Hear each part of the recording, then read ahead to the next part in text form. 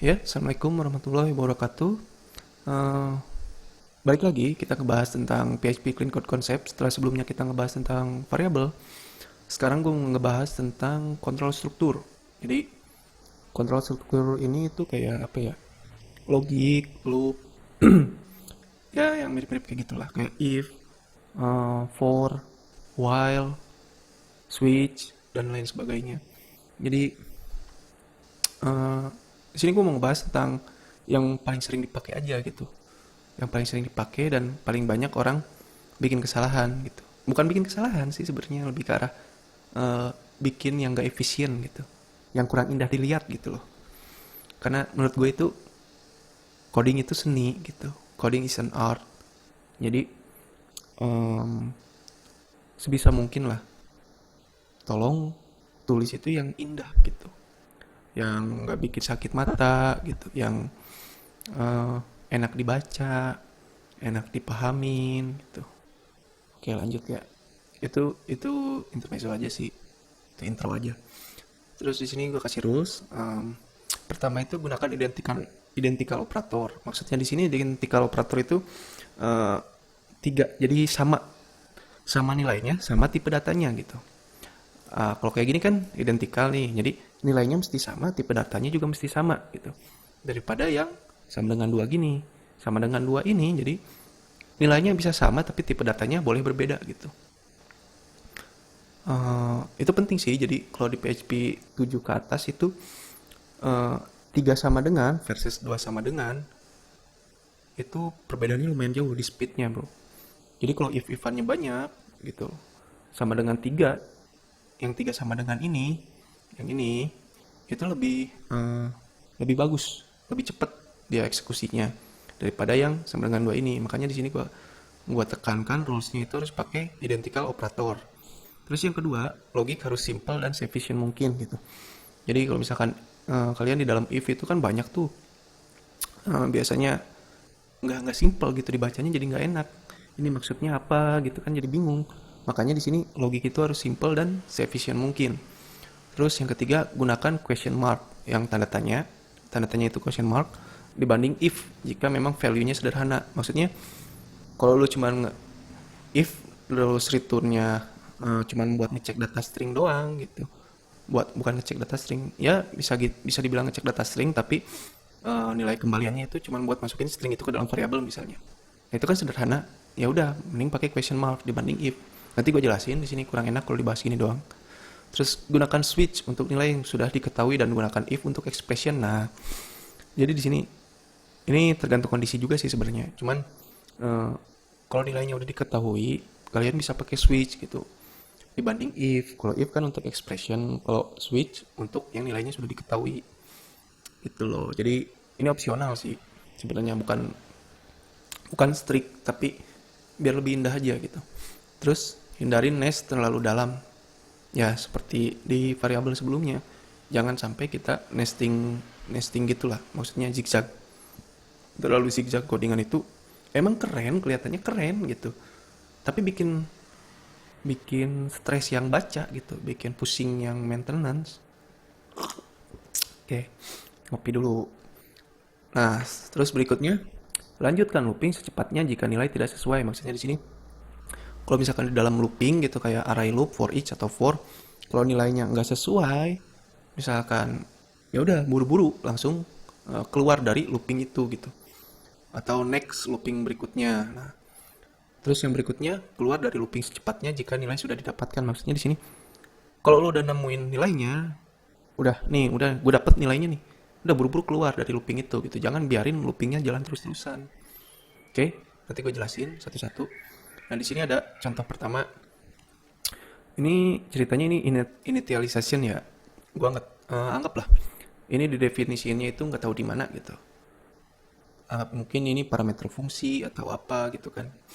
Nah, terus di bawahnya ini number type, ini yang bakal kita masukin nilainya berdasarkan expression dari si number ini gitu. Oke, di sini ada if number sama dengan 0. Nah, ini kan 2 nih sama dengannya nih. Tuh kan 2.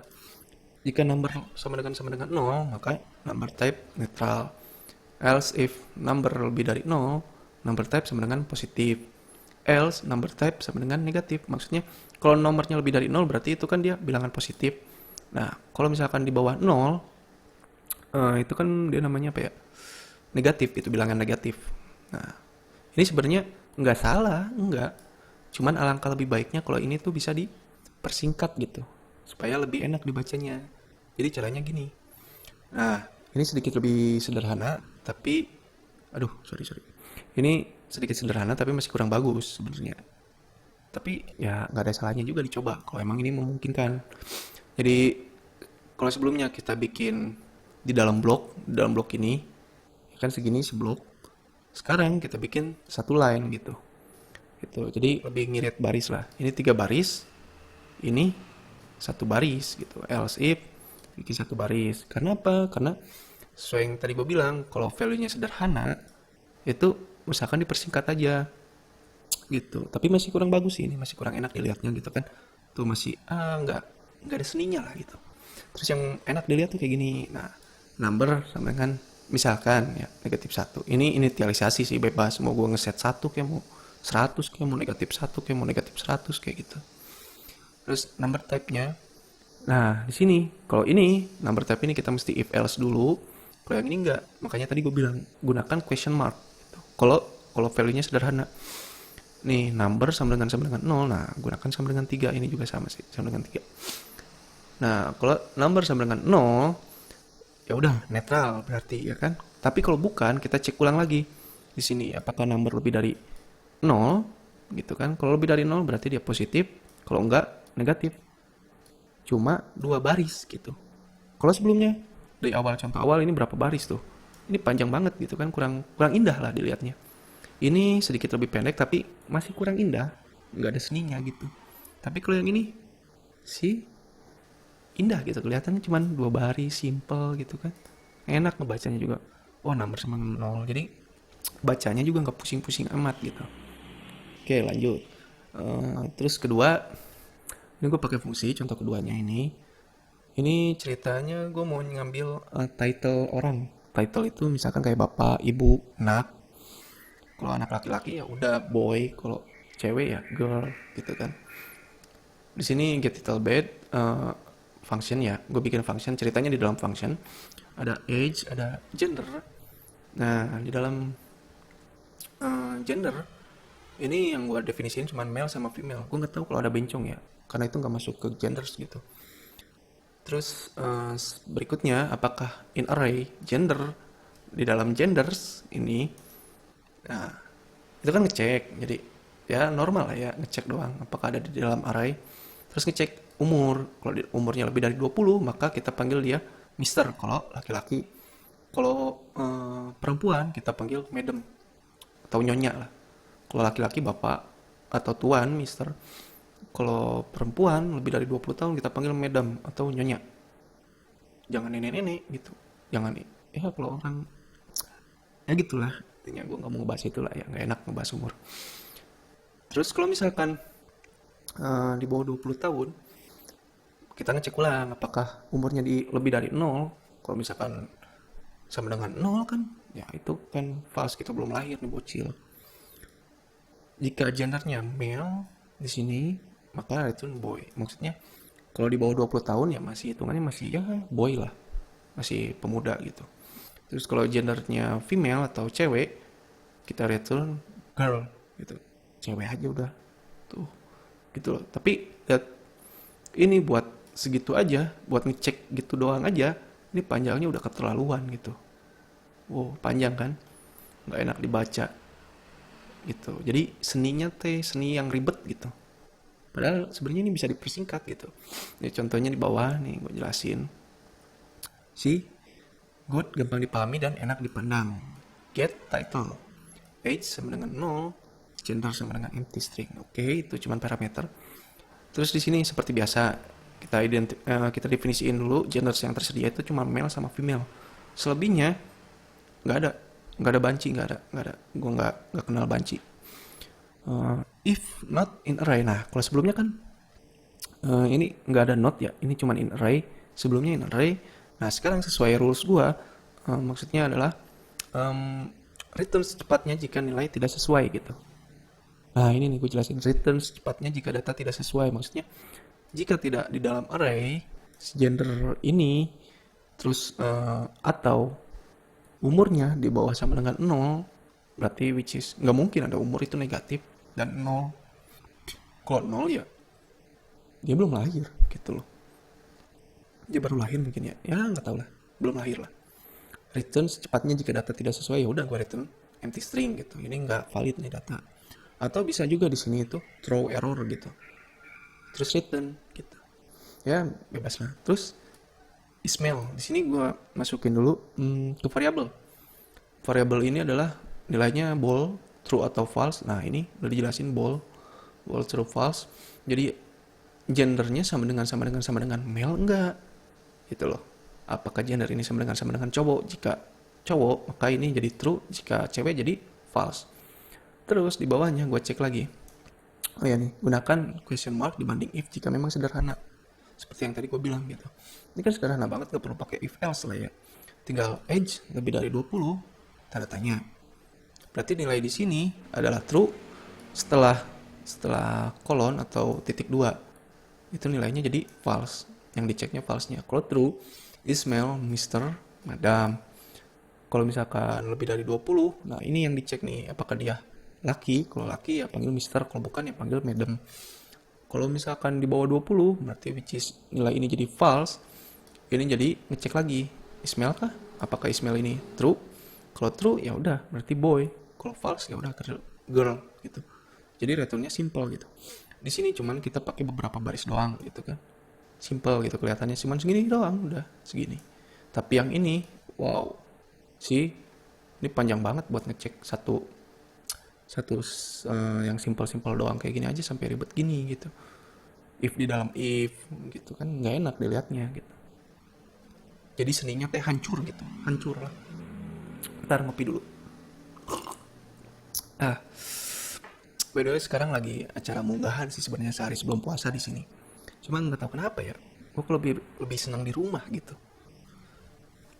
Lebih senang diem di rumah gitu, baca-baca, cari-cari ilmu.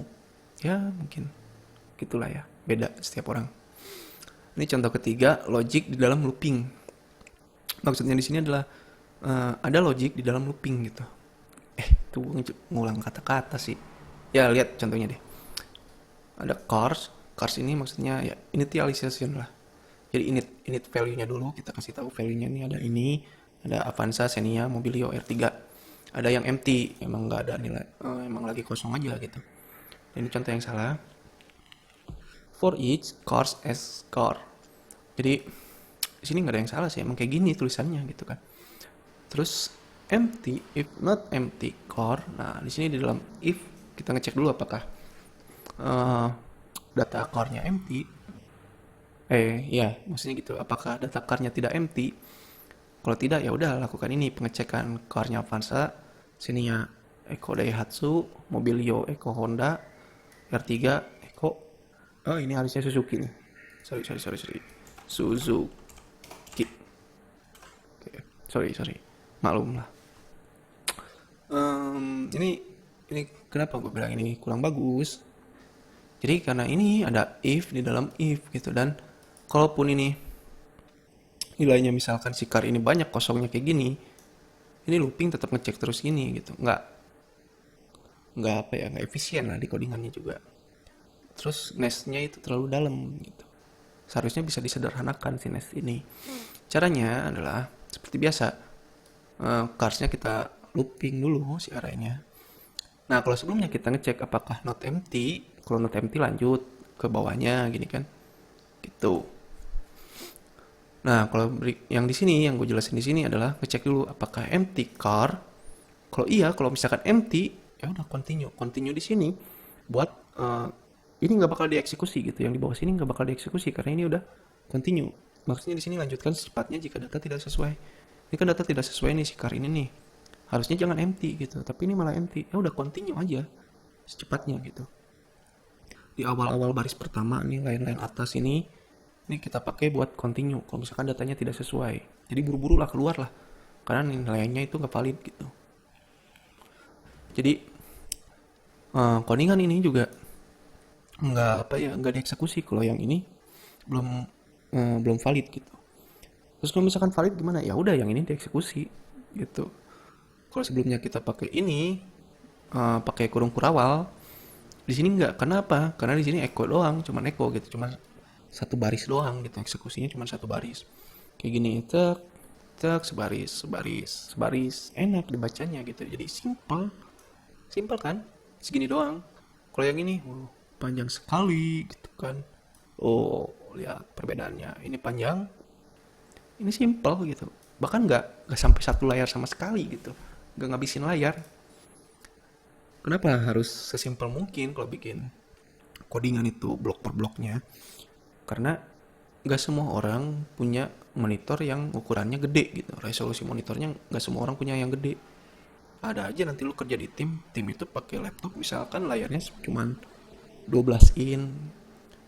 Mungkin karena dia baru masuk gitu kan, baru baru join, dia belum punya keuangan yang stabil gitu kan, masih mampunya cuma 12 in lah, nggak ada yang salah. Tapi otaknya pintar gitu. Nah, lu ngerusakin layar dia kalau misalkan codingan lu kayak gini gitu. Karena kerja tim itu bukan tentang siapa yang paling baik dan siapa yang buruk, enggak. Kita sama-sama saling membantu. Makanya gue bilang juga bikin codingan yang baik itu supaya gini, lu punya lu punya rekan tim nih, anggaplah 3 atau 5 orang gitu. Tim kecil-kecilan, startup kecil-kecilan. Nah, di satu sisi ada programmer yang benar-benar mikirin gitu. Ini kedepannya kalau dia pakai fungsi ini, kalau dia maintenance codingan ini, itu gimana? Terus ada yang satu lagi di lain pihak, ada programmer yang nggak mikirin itu sama sekali, bodoh amat, yang penting selesai. Nah, si programmer ini yang bodoh amatan itu yang bakal merusak tim gitu. Makanya kalau memungkinkan silakan share video ini ke rekan tim kalian, bukan share maksudnya kayak promosi banget ya kayak. Maksudnya gini, ajak teman-teman rekan tim kalian itu nonton bareng lah, nobar gitu. Daripada lu mabar, mending nobar, nobar sesuatu yang bermanfaat. Karena hal-hal sekecil gini itu bisa bermanfaat buat lu ke depannya dalam maintenance yang harusnya nanti maintenance-nya bisa berjam-jam, tapi karena udah paham konsep seperti ini, itu bisa maintenance paling cuma beberapa menit selesai lah. Gitu loh. Jadi jelas gitu. Karena kalau misalkan nggak kayak gitu nanti ini bakal ngelamain banget gitu. Codingan-codingan kayak gini tuh buat trackingnya. Karena kita tahu gini bro, nggak ada sistem yang benar-benar safe gitu. Selama bertahun-tahun ini gua menggeluti dunia development itu, walaupun gue udah yakin ya, gue udah 100% fix dalam hati gue yakin ini udah nggak ada bug ini. Udah gue tes pakai PHP unit sampai ke integration test, bukan bukan unit testing lagi, malah sampai integration testing yang ngetes uh, project secara keseluruhan gitu. Wah itu tetap aja begitu launch gitu ada aja gitu, karena ada aja ada bug itu bukan dari codingan kita sendiri tapi dari kesalahan pemakaian user yang kita luput atau kita lupa, yang kita nggak tahu kan. Setiap pemikiran orang itu kan beda-beda gitu. Padahal gue udah ngejelasin ini tuh harusnya bikinnya begini, inputnya tuh harusnya begini gitu, udah jelasin. Cuman namanya user kadang dia punya pemikiran sendiri gitu, dia punya asumsi sendiri, oh ini harusnya begini gitu. Dan ternyata asumsi dia bikin bikin bug di dalam codingan itu yang tadinya nggak ada bug sama sekali jadi muncul ke permukaan gitu, jadilah bug gitu kan. Nah kalau udah jadi bug, kalau codingannya ngasal, itu stres buat trackingnya gitu. Gue nggak mau ngebahas orang lain, maksudnya gue sendiri gitu. Ketika gue ngelihat codingan gue yang bertahun-tahun lalu terus dilihat lagi sekarang, boh itu kacau dah. Sebelum gue paham konsep ini ya, sebelum gue paham konsep ini, itu stres buat nge-trackingnya gitu. Kayak ini yang tadi, oke itu intermezzo aja. Sekarang kita lanjut lagi. Em, ini contoh lain sih dari yang di atas. Jadi ceritanya ini mau nyari nilai yang sama dan kalau udah ketemu berhenti. Jadi maksudnya kalau udah ketemu gitu, kalau nilainya udah fix nih ketemu, udah kita berhenti dari loopingnya gitu. Nah ini contoh yang gak enak dilihat dan ini gak efisien di execution time-nya. Jika phone sama dengan false gitu. Phone sama dengan false dulu ini initialisasi buat saklar lah intinya, switch saklar. Nah di sini di dalamnya kita looping. Nah jika phone sama dengan false, which is not phone, sebenarnya bisa disingkat not aja di sininya, cuman Ya ini cuma contoh lah ya. Jika car sama dengan Avanza, Eco, nah ini cuma Eco terus dibikin si font ini jadi true saklarnya ini kan pakai saklar nih, ada nih pasti programmer yang bikin kayak gini. Jadi dia keluar dari loopnya itu pakai saklar, ngecek dulu saklar gini. Ada, pasti ada programmer kayak gitu. Looping tetap berjalan meskipun nilai fontnya dirubah jadi true. Maksudnya di sini code blockingnya ini nih, code blocking di sini ini tetap berjalan gitu. Walaupun nilai ininya udah true, si fontnya udah true, ini tetap dicek terus gitu. Dan itu bikin lama dan gak enak aja gitu, jadi nesting ininya. Jadi terlalu dalam nestingnya. Padahal ini bisa simple gitu. Eh, ya ini looping. Terus jika car sama dengan Xenia seperti ini kan Avanza. Jika carnya sama dengan Avanza. Cuman sebelumnya kita pakai saklar. Di sini kita nggak pakai saklar tapi pakai break. Nah ini masuk lagi ke rules yang tadi, keluar looping secepatnya jika nilai sudah didapatkan gitu. Oke. Jadi nggak usah pakai saklar lagi tapi langsung break atau keluar dari looping secepatnya kalau nilainya udah didapatkan gitu. Oke, lanjut ya. Nah, ini ada tambahan doang nih. Sebenarnya ini bukan rule sih, tapi lebih ke arah tambahan. Biar ya hitung-hitung menambah wawasan lah ya. Di sini gue mau ngasih tahu if versus switch. Karena masih ada beberapa orang yang bingung. Ini gue pakai if apa pakai switch sih gitu. Masih ada yang bingung kayak gitu. Makanya di sini gue jelasin di mana saat kita membutuhkan if, di mana saat kita membutuhkan switch gitu. Nah, di sini gue note switch hanya untuk variabel yang nilainya sudah diketahui dan tidak membutuhkan ekspresi. Jadi maksudnya gini, nggak ada ekspresi lagi gitu di dalam. Kalau if kan di sini bisa kita kasih ekspresi gitu kan, dan atau or atau logik lah, dikasih logik di dalam blok sininya ini. Kalau if, tapi kalau switch jangan. Misalkan nilainya udah fix gitu. Nah, ini gue kasih tahu ya. Ini kayak gini nih. Kalau if kan kita bisa pakai or gitu kan, bisa pakai dan mungkin and. Nah, itu kalau misalkan pakai if terus ininya si operatornya bisa sama dengan atau lebih besar atau apapun itu kita bisa pakai di if. Nah, terus kalau pakai or jadi akan melebar ke samping kayak gini nih. Walaupun kadang bisa juga dibikin ke bawah kayak gini, tapi jadi nggak enak dilihat gitu, nggak indah gitu. Gimana ya? Nggak indah lah. Nah, gue mau ngejelasin kapan kita seharusnya itu pakai switch. Tapi bukan berarti contoh ini bener ya, karena bebas, karena opsional gitu. Cuman buat kalian yang masih bingung kapan waktunya pakai if atau kapan waktunya pakai switch, nih gue jelasin di sini. Kalau switch, kalau if tadi bisa pakai ekspresi kan bisa gini. Nah kalau switch, nah kayak gini nih, nggak ada ekspresi lagi, nggak ada s baik sama dengan, nggak ada kayak gitu kalau switch. Jadi misalkan kalau pakai switch itu nilainya udah lu ketahuin berapa gitu, fix nilainya teh gitu. Nah contoh kayak gini nih, kalau sebelumnya kita ngelebar ke samping kan pakai or, padahal cuma ngecek. So ini Avanza Fortuner itu vendornya jadi Toyota gitu kan. Nah di bawah sini, jadi ke bawah grouping. Switch bisa di grouping ke bawah dibanding if yang menyamping gitu. Kalau sebelumnya menyamping, nah kalau pakai switch kita bisa ke bawah kayak gini. Cek. Ini sama dengan if kayak if baik sama dengan mio or if baik sama dengan nmax or baik sama dengan xmax gitu. Sama aja kayak gini. Cuman bedanya kalau pakai if dia menyamping panjang ke samping gini, walaupun bisa dikebawain gini tapi jadi nggak enak dilihatnya. Karena ada blok yang manjang gini nggak enak gitu loh, kepanjangan. Tapi kalau pakai switch dia bisa ke bawah. Truk. Nah, ketika kita udah ketemu nilainya, ingat break. Ini yang bawah. Ketemu nilainya break. Gitu, default vendor empty break. Dah. Sebenarnya yang ini sih opsional kalau nggak salah nih. Kalau yang paling bawah gini. Ya, ntar silakan searching aja di php.net buat yang belum paham switch, karena gue nggak mau ngejelasin di video ini gitu. Video ini itu khusus ngebahas tentang control structure, tentang PHP clean code concept, bukan tutorial PHP gitu, bukan. Ini lebih ke arah tips. Terus for versus while gitu. Ya, for hanya untuk nilai yang sudah diketahui. Maksudnya di sini kita udah paham indeks ini mulai dari 0 sampai di bawah sama dengan 1000 atau sampai maksimal 1000 gitu. Indeks tambah-tambah ya ini operatornya gitu. Tapi poinnya adalah kita udah tahu indeks ini mulai dari 0 sampai 1000. Dan kapan kita pakai while? while itu untuk nilai belum diketahui. Contohnya kita nggak tahu nih, eh, ini ya kita pakai switch dulu, pakai saklar lah, run sama dengan true. Nah di sini kita apa namanya, ketika selama si run ini nilainya masih true gitu, ini bakal kode blocking di sini bakal terus jalan. Kita nggak tahu sampai kapan gitu kan. Nah kalau misalkan udah worknya udah selesai, kita pakai run false.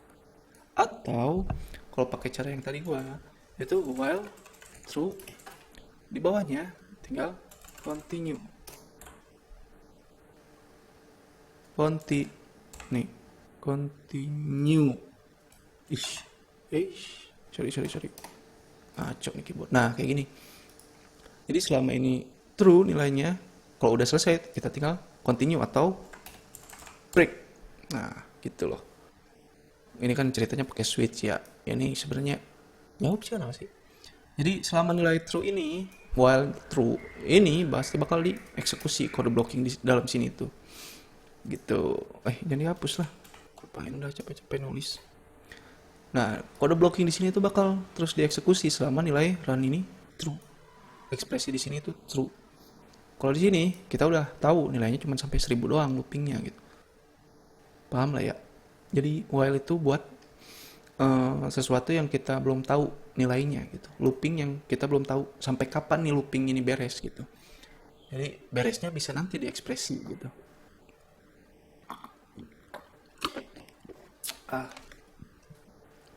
Sebenarnya ada banyak lagi sih, cuman karena ini video udah panjang banget, jadi ya segini aja dulu.